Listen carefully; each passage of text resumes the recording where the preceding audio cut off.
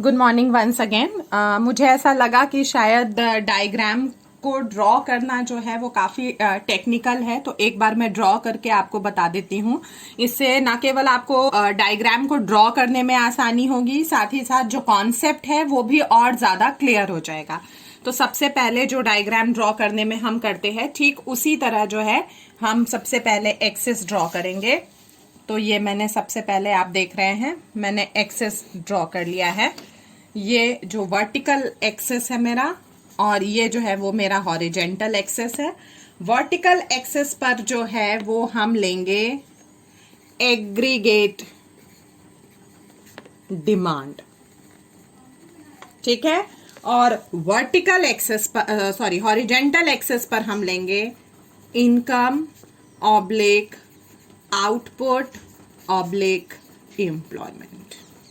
अब ऐसा मैंने क्यों लिया है मैं आपको क्लियर कर दूं, क्योंकि आपको थोड़ा सा कंफ्यूजन होगा। तो अकॉर्डिंग टू कीन्स, उनका ये कहना है कि जब इक्विलिब्रियम इकोनॉमी के अंदर इस्टेब्लिश हो जाता है, यानी कि एट अ पॉइंट जहां पर एग्रीगेट डिमांड और एग्रीगेट सप्लाई आपस में बराबर हो जाते हैं, वहां पर इनकम जो है वो आउटपुट के भी बराबर होता है और वो एम्प्लॉयमेंट के भी बराबर होता है।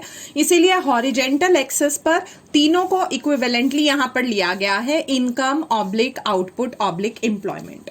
अब सबसे पहले हम एग्रीगेट सप्लाई कर्व ड्रॉ करेंगे, जो हम पहले भी डिस्कस कर चुके हैं। It is a 45 degree angle line, तो हम उसी हिसाब से हम एक ड्रॉ कर लेंगे। ये 45 डिग्री एंगल लाइन होगी, यानी कि ये जो है वो ओरिजिन के साथ 45 डिग्री जो है वो कंस्ट्रक्ट करेगी।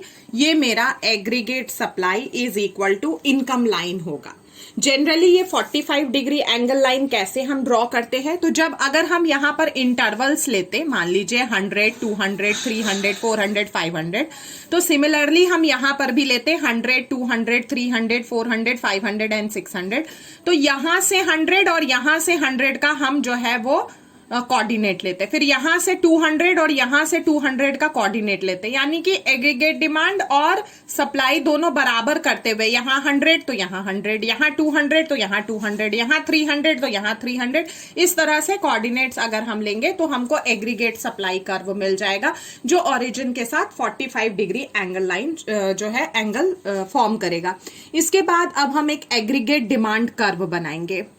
ये भी हम लोग पहले डिस्कस कर चुके हैं कि एग्रीगेट डिमांड कर्व जो है वो एक पॉजिटिवली स्लोप्ड लाइन होगा, यानी जैसे जैसे मेरा इनकम बढ़ेगा वैसे वैसे मेरा एग्रीगेट डिमांड भी बढ़ेगा। साथ ही साथ ये ओरिजिन से स्टार्ट नहीं होगा। क्यों? ड्यू टू ऑटोनोमस कंजम्पशन, क्योंकि अगर हमारा इनकम जीरो है तो उस केस में भी हमारे जो मूलभूत खर्चे होते हैं, जो हमारा बेसिक कंजम्पशन होता है, वो बंद नहीं होता है। हमें खर्च करना ही पड़ता है, चाहे हम कमाएं या ना कमाएं। तो इसकी फाइनेंसिंग जो है वो डिस सेविंग से होती है। ये सब हम लोग पहले डिस्कस कर चुके हैं। आपको बस यहां पर मैं दिखाना चाहती हूं कि aggregate demand curve aggregate supply curve की तरह ओरिजिन से स्टार्ट नहीं होगा, ओरिजिन के ऊपर किसी पॉइंट से स्टार्ट होगा। ओरिजिन और जिस पॉइंट से एग्रीगेट डिमांड कर्व स्टार्ट हो रहा है, इन दोनों के बीच का ये जो आप डिफरेंस देख रहे हैं, दिस डिफरेंस इज ए, यानी कि ऑटोनोमस कंजम्पशन। ये मेरा एग्रीगेट डिमांड है, यानी कि C+I।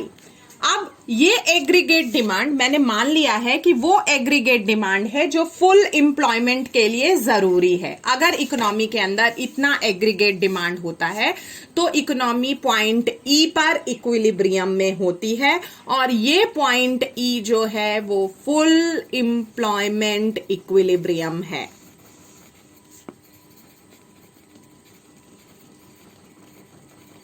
यानी पॉइंट E पर एग्रीगेट डिमांड और एग्रीगेट सप्लाई आपस में बराबर हैं, इकोनॉमी फुल एम्प्लॉयमेंट पर वर्क कर रही है।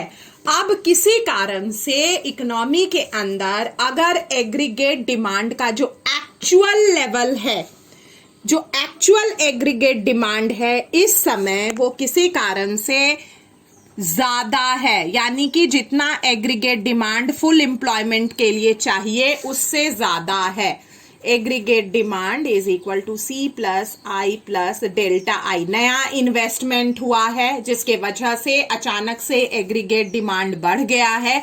तो अब क्या होगा आप देखिए, ये फुल एम्प्लॉयमेंट इक्विलिब्रियम है, इसी फुल एम्प्लॉयमेंट इक्विलिब्रियम को हम ऊपर एक्सटेंड करेंगे। अब पहले ये था एग्रीगेट डिमांड, अब नया इन्वेस्टमेंट होने के कारण एग्रीगेट डिमांड का लेवल बढ़ गया है, लेकिन शॉर्ट पीरियड में एग्रीगेट सप्लाई उतना ही है, जिसके वजह से इकोनॉमी के अंदर जो है वो ई और एफ आप देख रहे हैं ना, ये जो वर्टिकल डिस्टेंस है इतने के बराबर, ये जो डिफरेंस है इतने के बराबर जो है वो एक्सेस डिमांड है। और ये जो गैप आप देख रहे हैं, this gap is also known as inflationary gap.